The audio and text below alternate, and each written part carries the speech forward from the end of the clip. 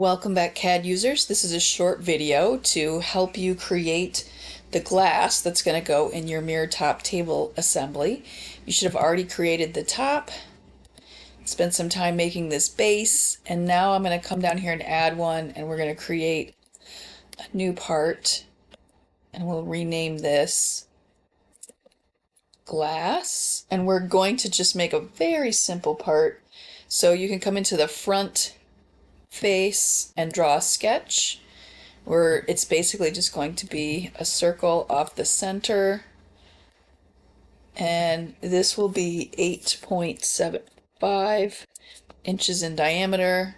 If it's too big, you can go ahead and F that to center it, and then all we have to do is extrude this 0.25 inches blind.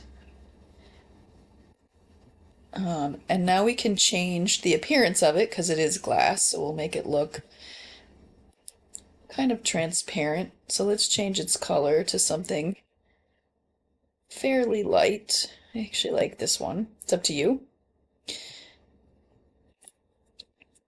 And then down here under part, we can assign a material. Let's type in glass and hit OK, and that's all there is to it.